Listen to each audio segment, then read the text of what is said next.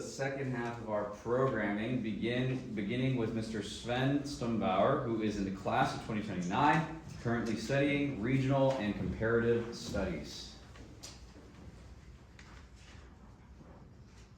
In 1831, Edward Bulwer Lytton coined the now iconic phrase, "The pen is mightier than the sword." And if history, before and after this utterance, has shown us anything, it's that this world achieves change not by carnage, but by calligraphy.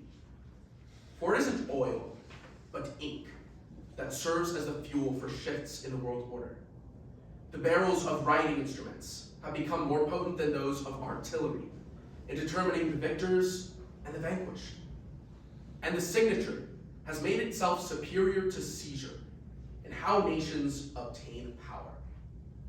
In the case of the bastion of the free world, the United States, we too have shown in our shining instances that this phrase still holds, particularly through the piece of legislation that curtailed Soviet incursion into Western Europe and reinforced the sovereignty of war-torn states, the Marshall Plan.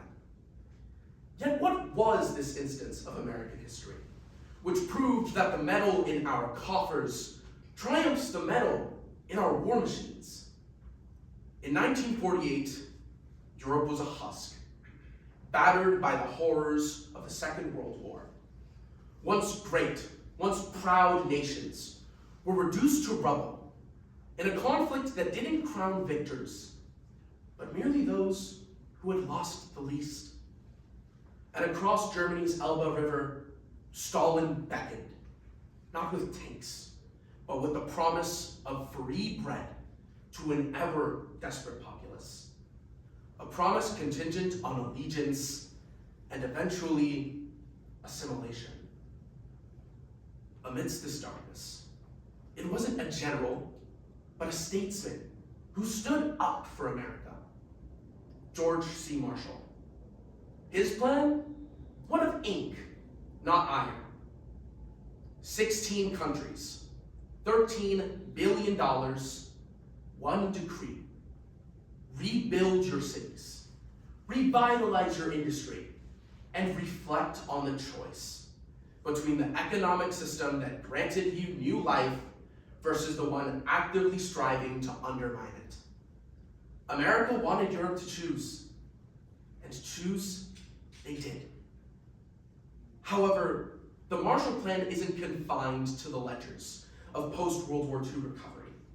It fundamentally emulates the ideas found in our most paramount piece of parchment, the Declaration of Independence.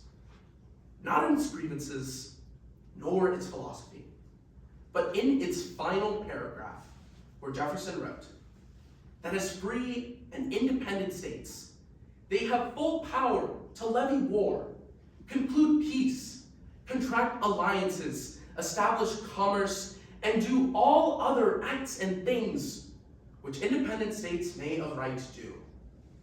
While our founding fathers may have been focused on affirming our sovereignty, in 1948, the Marshall Plan exported those ideals.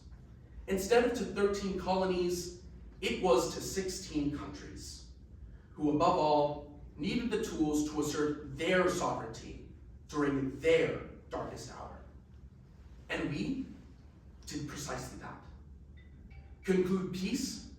The Marshall Plan blurred the line between friend and foe, giving indiscriminately to countries petitioning aid.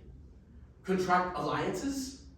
Those we assisted became part of the free world's leading conglomerate, NATO, which to this day continues their mission of peace through deterrence. Establish commerce? We helped nations reintegrate into the market, return to pre-war production, and revitalize trade across the pond with the United States.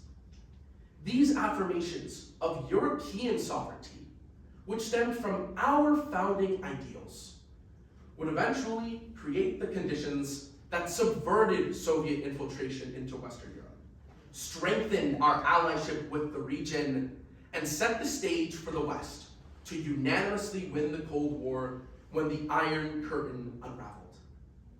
Because when the Berlin Wall fell, we all remember which direction the people ran towards. At the end of the day, the adage that the pen is mightier than the sword still rings true, and the Marshall Plan gives it even more credence. In 1776, we declared independence. In 1948, we delivered it, through 13 billion reasons to choose. To choose enterprise over enmity, to choose freedom over fear, and to choose markets over mandates. And with the tenets of our Declaration of Independence in hand, all of it stemmed from the humble pen strokes that led to the Iron Curtain ending at the Elbe and not the Atlantic. Thank you.